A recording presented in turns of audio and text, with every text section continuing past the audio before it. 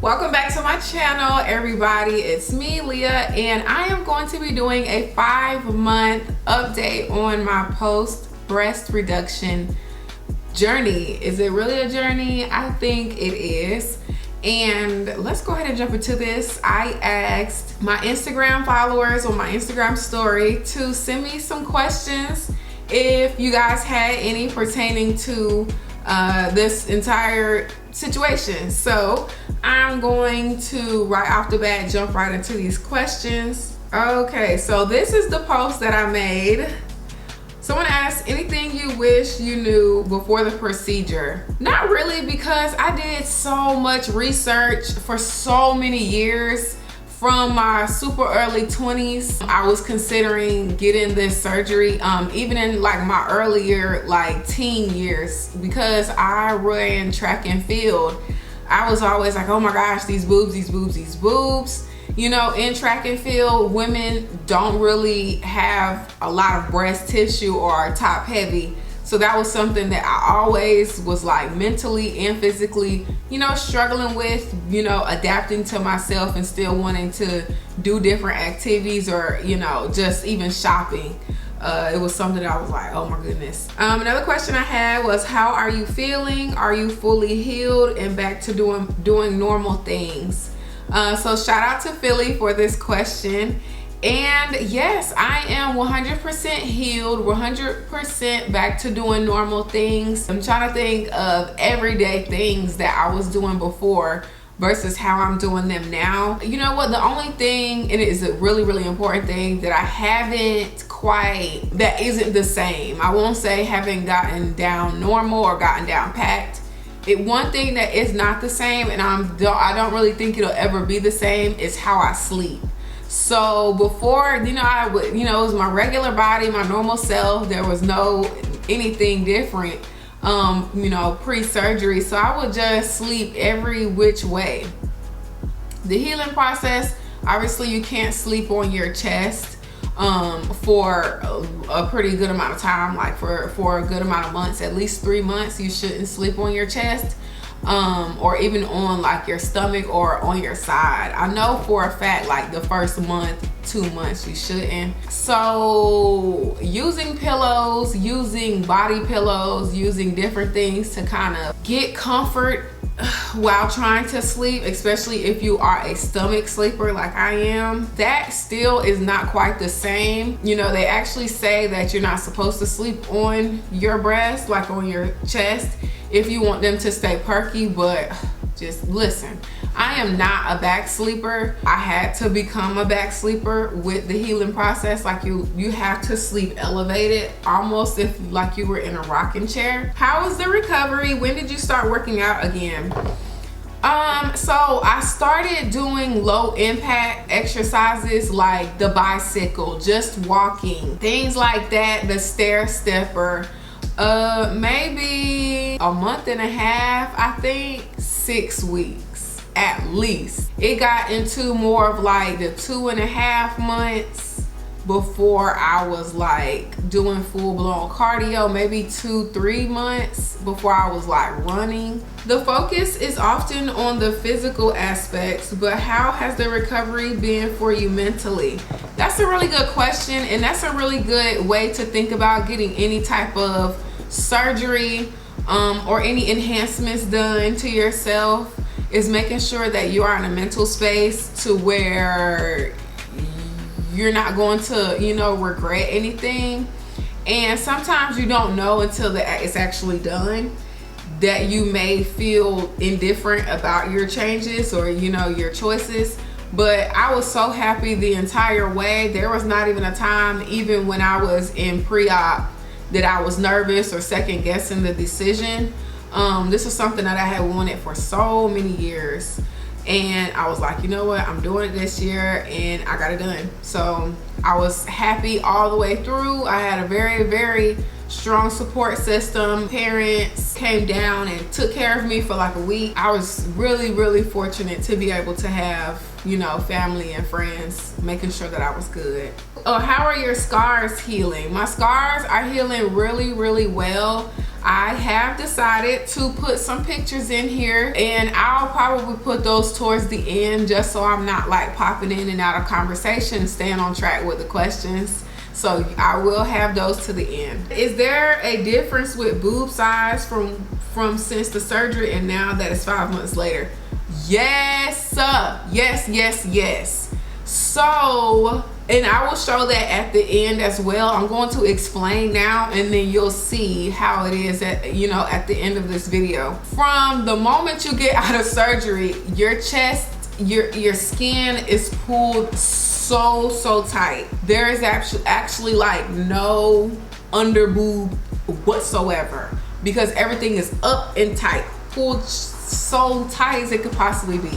I was like, oh yes, look how these sit.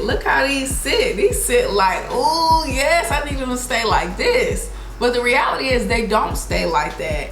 And a part of me wishes I had the boobs that when I was fresh out of surgery, because I was like, oh, these are like straight up in the air. They honestly look like high profile implant breasts from somebody who didn't have any boobs, and then they put these perfect breast implants in, and they were just like bing, like headlights.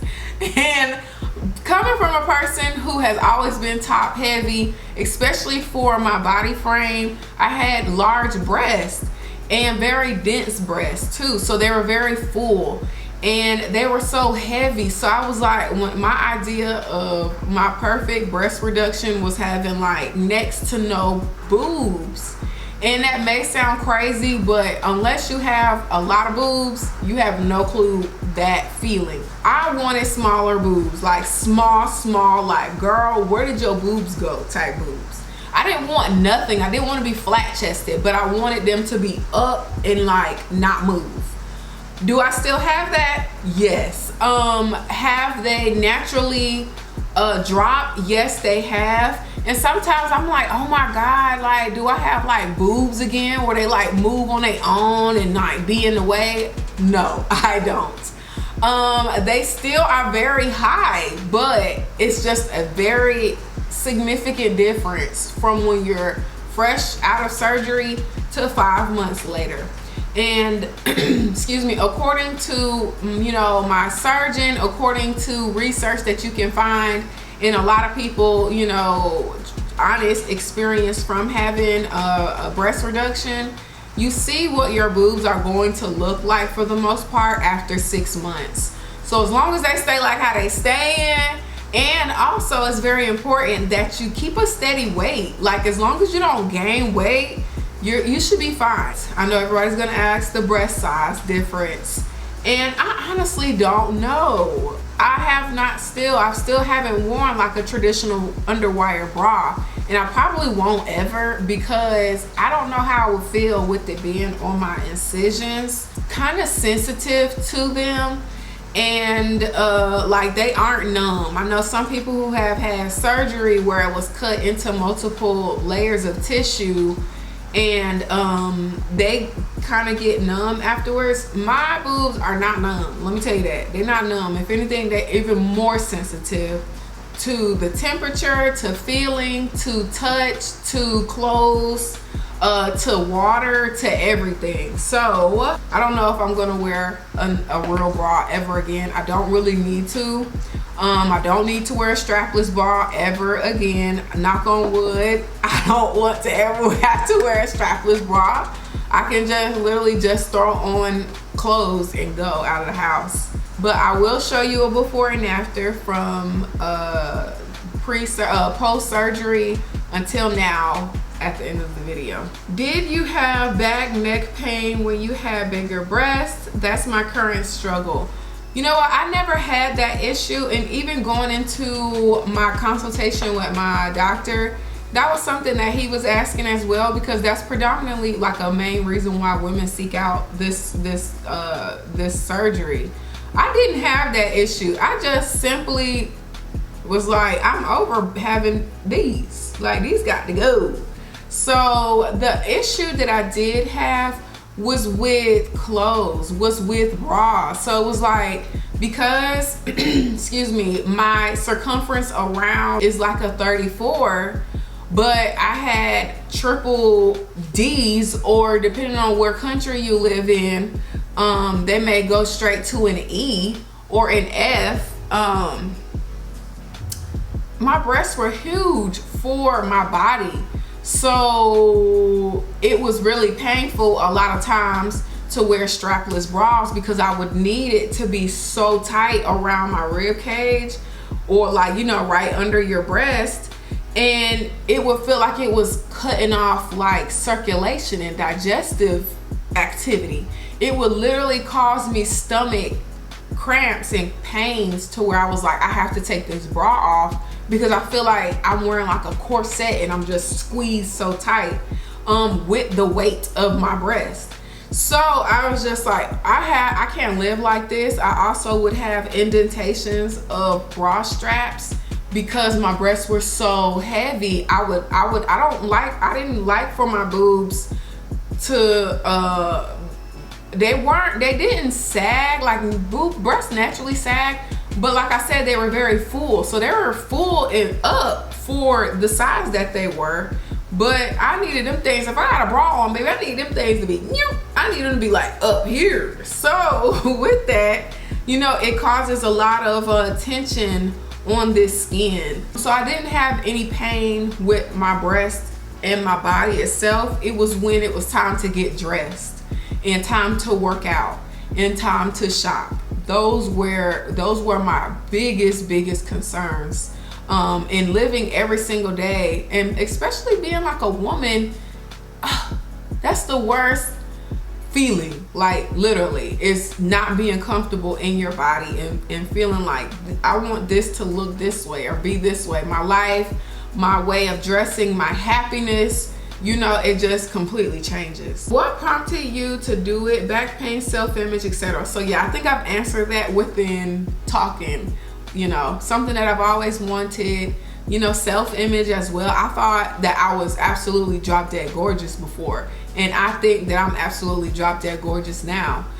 It was just something that, like, you know, like, you want this done. It's the same if somebody wants a hair transplant or braces or whatever the case may be, you know. Did your breast reduction aid in weight loss, or you just wanted to look better in clothes?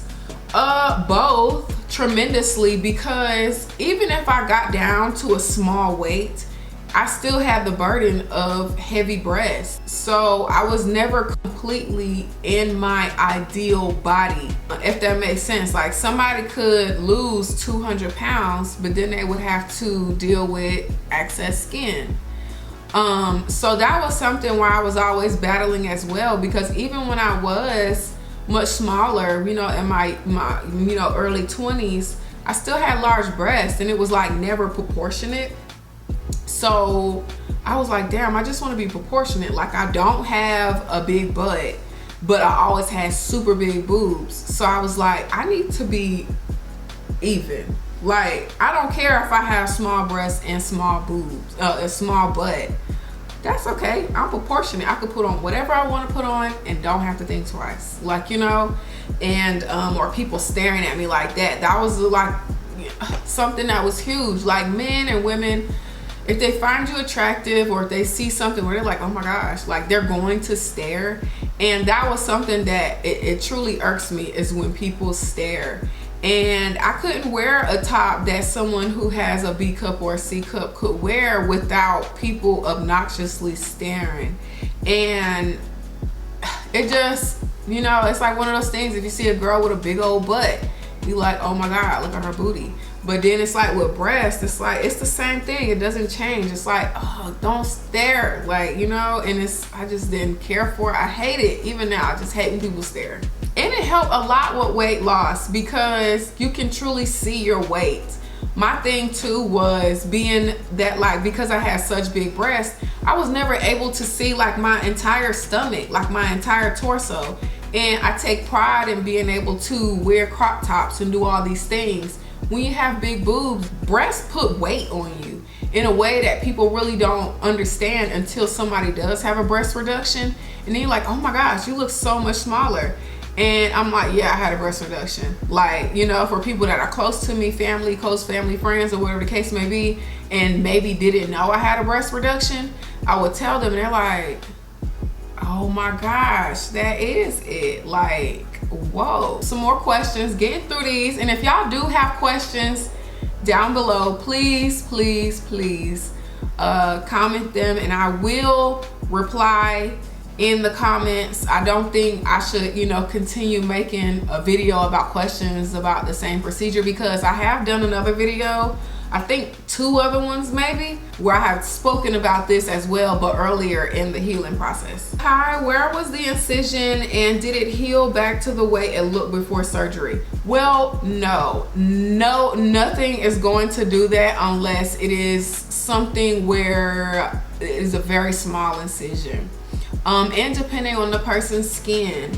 So being that I'm a woman of color, I'm black, y'all, I got melanin in my skin. So with that, our skin heals and produces, overproduces melanin. This is a very invasive surgery. So I was literally cut open and put back together, y'all.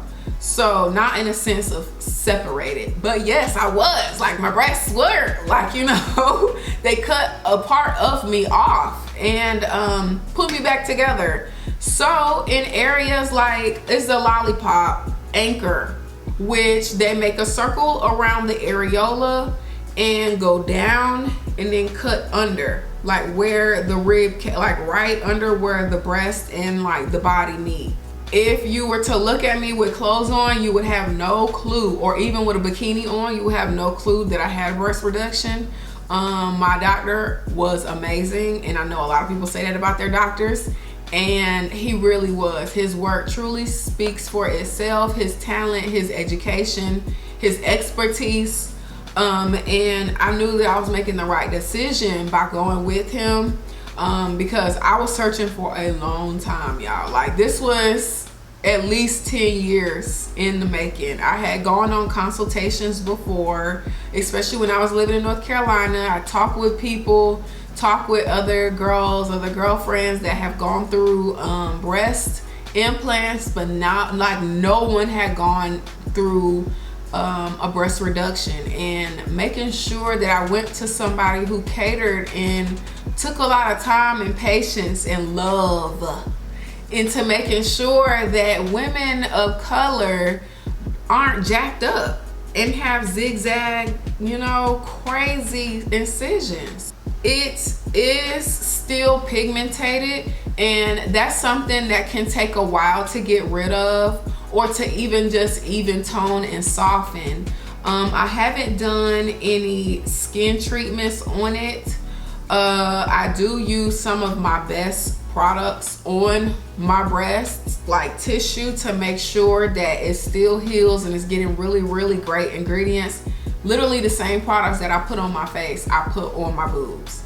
And I've done that since I was able to start putting, you know, product up there other than like an Aquaphor healing ointment or whatever the case, and silicone scar sheets and stuff like that. Even to the sunscreen, I wear sunscreen on my incisions on my breast.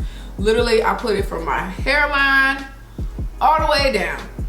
Somebody said, what size were you before and what were they able to reduce you down to? So when I was like 15, 16, I had a cyst removed out of one of my breasts, out of my left breast. And so as I continued to grow, my breasts were 2 different sizes completely, and it was, you know, it was obvious. So this breast was, my left breast was much smaller than my right, because my right had never been, you know, worked on, no incisions, no anything. My right breast was a triple D at least, and then my left was at least a double. So yeah, I think now I'm like a full D, but I could be very wrong because I don't know what a D looks like. I haven't been sized. I have no idea what I am now. I don't wear normal bras. Like I said, I wear sports bras that zip in the front for the most part. These are the best to put on, especially right after surgery. And they're the most comfortable, like by far the most comfortable. And I've purchased maybe like 12 of them off of, maybe not 12. Maybe, I probably did purchase 12 because I purchased like packs of them off of Amazon. How long was the recovery time? If we're talking in the house, can't do nothing, not supposed to drive, I would say like a week. And it also depends on your pain tolerance. If you're a type of person like every nick and scratch hurts you and you're like, then you might be down for a little bit more time. Me, I stopped taking my medication, my pain medication, on the 4th day. I could have stopped on the 3rd day, but the medication helped me sleep. And what you need after surgery is really good sleep. You need sleep, like a lot of it. That's how your body heals. So I took it like that last day, that last on that 4th day, and I was like, all right, next day I'm done with it, because it literally will put, like, you can't do anything but sleep. Nothing. I was not in any pain. I was not in any discomfort at all. You just sleep. Yeah. So recovery time, a week. But you are still not supposed to lift anything heavier than like a few ounces, a pound or something like that, for at least like 2.5, 3 weeks, I think. Really need to keep that in mind, because it affects how your scars will heal. If you start lifting too heavy too early, it will widen your scars. And you will wonder, why are my scars so large? Why are they so thick? Like, and it's because you put too much strain on your body. Y'all gotta live the soft life for real for at least a month. Don't lift no gallons of milk. It's too high. I can't reach that. That's too low. I can't do that. If you have to drive, and I'm saying if you have to drive, I'm talking like this, T-Rex arm it.